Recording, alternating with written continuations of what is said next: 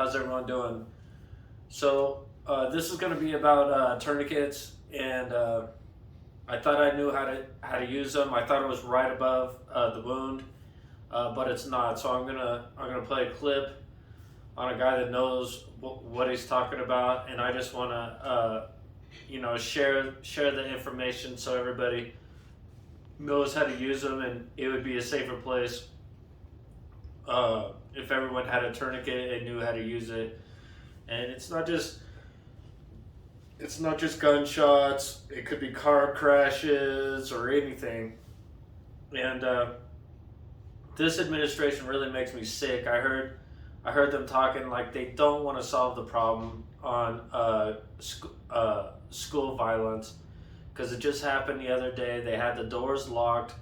Some crazy dude was trying to break in, and they got to the threat, and they eliminated it. And that's what needs to happen. You know, that Texas thing was just so messed up in so many ways that it was just unbelievable. So tourniquets, more good guys with guns, and they don't think that locking the doors and an armed guard or two at the school, and then maybe a couple random teachers with CCWs around the school would help. They're like, no, we don't want to do that. We just want to take law-abiding citizens' guns. That's our agenda. So that means that they don't want to help. They just want to. You know where I'm going with this, but yeah, they're not trying to solve the problem.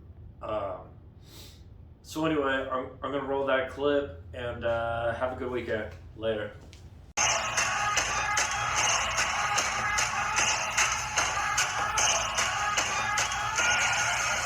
Be your own first responder.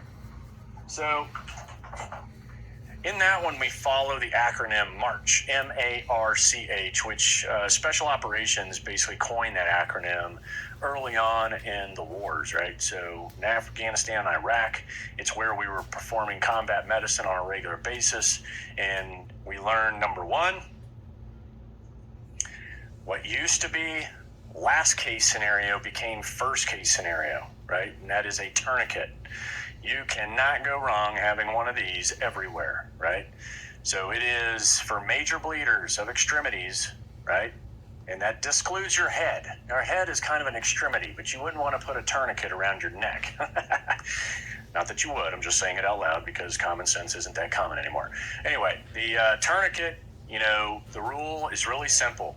Go high or die, right? So once you pull this thing out, you're going to go all the way up under to the armpit, or you're going to come all the way up into the groin, and you're going to crank it down, and then you're going to keep cranking until the bleeding stops.